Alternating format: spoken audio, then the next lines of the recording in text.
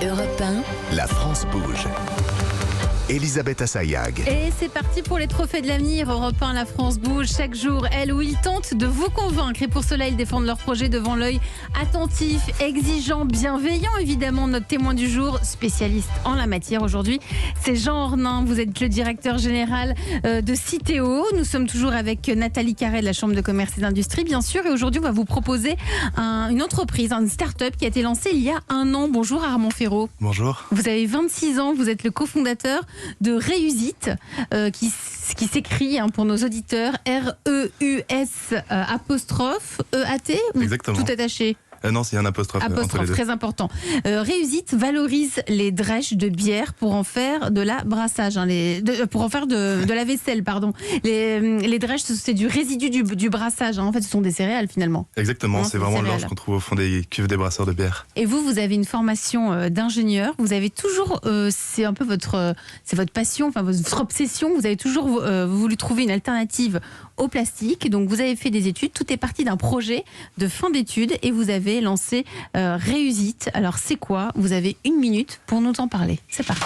Reusite est parti un peu d'un constat assez simple. On en avait marre de manger avec des couverts en plastique et les alternatives comme les couverts en bois étaient un peu désagréables et souvent importés de Chine, du coup pas forcément très écologiques. Du coup on a décidé de développer nous-mêmes nos propres couverts en se reposant vraiment sur 3 piliers. Le premier c'est le dynamique d'économie circulaire, du coup en revalorisant les résidus des brasseurs de bière, la drèche, et après qu'on ait consommé avec nos couverts, on peut les mettre dans le compost qu'on peut avoir à la maison. Le deuxième pilier, c'est la fonctionnalité. On a beaucoup travaillé pour avoir un design qui soit résistant, que les produits ne vont pas se casser au premier coup de fourchette, et également que ça soit lisse et agréable en bouche. Et enfin, le troisième pilier, c'était vraiment le Made in France. On est basé à Lyon, du coup on travaille avec des entreprises lyonnaises, nos industriels aussi sont dans la région. Pour nous c'était vachement important. Et du coup c'est à destination des restaurateurs, des traiteurs et différentes professionnels des restaurations. Et ben voilà, c'est bien, moins d'1 minute. Bravo Armand pour Reusite. Je me tourne vers Nathalie Carré. Vous avez regardé, vous avez étudié, vous avez analysé. Quelles sont les forces et les faiblesses ? Alors déjà, vous faites attention à ce que vos couverts soient agréables en bouche. Donc merci, parce qu'effectivement, vivement qu'on n'ait plus ces couverts, là, vous savez, qui râpent la langue, là, c'est très désagréable. Bravo pour le procédé technique qui permet d'utiliser des chaînes de production déjà existantes, parce que la responsabilité, c'est aussi ça. Innover, c'est bien, mais faire avec ce qu'on a, c'est mieux. Et votre innovation est très économe, puisqu'il faut 1 kg de drèche pour produire 1000 couverts, et que vous envisagez donc le vendre le kit de couverts à 50 centimes. C'est un peu plus cher que ce qui existe aujourd'hui, mais le vôtre est réutilisable, a priori, au moins 5 fois. Alors, plutôt des suggestions pour commercialiser vers les professionnels. Alors, vu que ça fait plus d'1 an maintenant que les restaurateurs doivent utiliser des emballages, ne doivent plus utiliser de vestailles en plastique. Donc, il y a un paquet de solutions sur le marché. Certains semblent écologiques, mais en fait ne le sont pas du tout. Vous l'avez évoqué. Donc, pour aider les entreprises à faire leur choix, déjà, aidez-les avec un comparatif sur les avantages et les inconvénients. On s'est quand même tous précipités vers la vaisselle en bambou en pensant bien faire. Ouais. Oui, mais patatras. Fausse bonne idée, ça vient de loin, c'est pas compostable. Bref. Ensuite, vu que vous êtes loin d'être les seuls sur le marché, donc il faut trouver une solution pour que votre vaisselle soit préférée aux autres. Une idée pour la restauration rapide sur place, détourner la tradition du rond de serviette. Vous proposez aux restaurateurs d'accrocher sur un de leurs murs une armoire composée de plein de petits casiers qui peuvent contenir une assiette et des couverts. Mais vous êtes allé chercher ça, vous êtes fait un dessin et tout. Mais je réfléchis. En fait, je sais pas. Je fais mon ménage et les idées viennent. Alors, donc, un petit casier avec plein de petites, plein de petites cases. Casier fabriqué en drèche de bière, puisque c'est possible. Le restaurateur fait payer la vaisselle sous forme de consigne récupérable et propose à ses clients de garder leurs couverts pour leur prochaine venue. À la fin du repas, le restaurateur les récupère, les lave et les redépose dans les casiers où chaque client a mis ses petites initiales. Le jour suivant, le client récupère sa vaisselle propre et il les jettera quand ça sera devenu inutilisable. Puis pour la vente emportée, le restaurateur prévient les clients qu'il faut garder sa vaisselle car il ne lui en redonnera pas que tous les 5 repas, carte de fidélité pour compter les repas, etc. Et Reusite, donc, ne se sont plus des couverts vertueux, mais la vaisselle des restaurateurs qui vous reçoivent comme à la maison. Vous avez pris des notes, j'espère. Bien sûr, tout est sinon, là. vous pouvez le réécouter en podcast sur europe1.fr ou sur les plateformes de podcast. Alors, qu'est-ce que vous en pensez, Armand Ferraud, de toutes les bonnes idées de Nathalie Carré ? Notamment le premier point, je pense, qui est le plus pertinent sur la partie vraiment essayer de mesurer l'impact écologique de chacune des solutions. Et pour ça, on va mettre en place notamment ce qu'on appelle un outil qui est l'analyse de cycle de vie et qui permet de voir un peu tout l'historique du produit, de sa conception jusqu'à sa fin de vie, et vraiment un peu avoir une sorte de note à la fin en fonction de son bilan carbone, et ce qui permettra un peu de nous démarquer des autres solutions derrière. Et après, pourquoi pas de revoir un petit peu les casiers, les rentables. C'était aussi tout l'intérêt de notre développement, de proposer une matière qui puisse, et pour le moment, faire découvert, mais après, par la suite, pour imaginer d'autres typologies de produits, que ce soit dans la vaisselle ou autre. Et du coup, ça pourrait faire sens d'avoir toute une offre globalisée. Qu'en pense notre grand témoin du jour, Jean Ornin? Vous êtes le directeur général de Citeo. Déjà que c'est bien vu, parce que c'est vrai que les couverts plastiques sont interdits, donc il faut trouver des solutions sur un plan environnemental qui soient efficaces.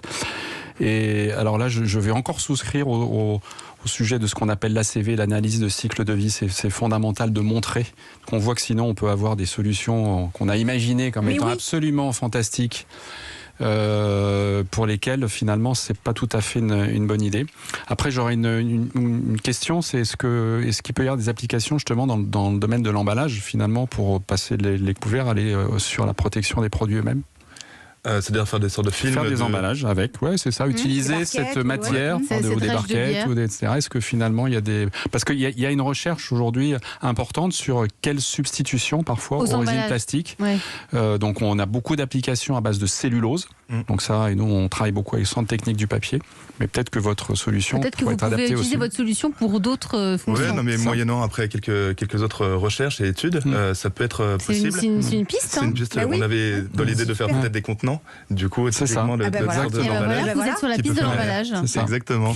Jean Ornin, pour avoir une idée de la santé économique du pays, on sait que les poubelles disent énormément de choses de nos déchets. Est-ce que vous avez observé des déchets plus importants après ces 2 ans de crise sanitaire ? Oui. Ou différents même. Oui, on a observé une impressionnante montée du carton. Oui. C'est lié aux livraisons. Lié aux livraisons, à la fois à l'impact Covid, puisque finalement les gens se sont retrouvés chez eux, et puis à nos modes de consommation, où finalement on voit que la vente à distance, le fait d'appuyer sur un bouton sur son téléphone, on commande et puis on se fait livrer. Donc beaucoup plus de cartons. Et d'ailleurs, on en voit souvent, si vous sortez dans les rues de nos villes, vous voyez quand même beaucoup de cartons. Des cartons, et puis beaucoup d'emballages aussi, parce que pendant la crise, on a aussi peur quand on va au supermarché, qu'on touche les aliments. Oui, c'est exact que pendant le confinement, pendant cette période-là, on a eu un phénomène d'augmentation des emballages parce que premièrement les gens ont consommé chez eux et pas au restaurant, donc finalement il y avait de l'emballage, et vous avez tout à fait raison, il y avait une crainte sur un plan sanitaire et donc on achetait moins de produits à la coupe et plus de produits emballés pour des raisons sanitaires. Voilà. Et nous on a craint d'ailleurs à ce moment-là que les enjeux environnementaux disparaissent de la tête des Français. On a fait une étude juste après le premier confinement, on a été rassurés, ça a été l'inverse. En fait, ils se sont dit on a quand même un sujet, et donc l'enjeu environnemental et les questions environnementales restent sur le dessus de l'agenda également de nos citoyens. Ça va, c'est bon signe. Armand Ferraud, vous avez pour projet de lever des fonds en septembre pour Réussite. C'est quoi, vous recherchez combien ? On cherche entre 700 000 et 800 000 euros auprès de différents investisseurs. Nathalie, c'est faisable? Oui, je pense que je tourne vers vous, vous demande parce que c'est vous la pro. Non, mais je pense que l'idée d'aller vers du contenant plutôt industriel est une excellente idée pour effectivement, en plus pour lever ces fonds-là, ça serait très facile. Enfin, très facile. Non, ce serait plus simple que d'arriver avec les couverts. Voilà, exactement. Le modèle, il peut être exporté sur plein de domaines, alors que les couverts, c'est d'être un peu serré. Exactement, c'était le but d'avoir... Il va repartir avec un autre projet. D'avoir un produit, en tout cas d'entrée de gamme, qui me permet un peu d'entrer dans le marché un peu de la vaisselle et de l'emballage au sens large, et après du coup de diversifier par la suite. Et du coup avec ces financements, ça nous permettra de nous diversifier plus rapidement et d'investir un peu massivement là-dedans. Et en tout cas c'est ce qu'on vous souhaite, Ça s'appelle Réussite. Merci à vous Armand Ferraud d'être aujourd'hui venu nous présenter votre projet dans la France Bouge. Et puis vous aussi, si vous avez envie de venir à la France Bouge, vous pouvez nous envoyer votre projet d'entreprise. Il n'y a qu'une seule adresse, Nathalie Carré. Une seule adresse, europe1.fr et promis, juré, Nick Charlotte Barrican et moi, on lit toutes Et les vous lisez candidatures. tout, hein, c'est vrai. Hein. C'est vrai, c'est vrai. Vous aurez peut-être la chance de faire partie de nos candidats en route pour les trophées Europe 1 de l'avenir. Il est 13h52 sur Europe 1. Jean Romain, vous restez avec nous. Europe 1.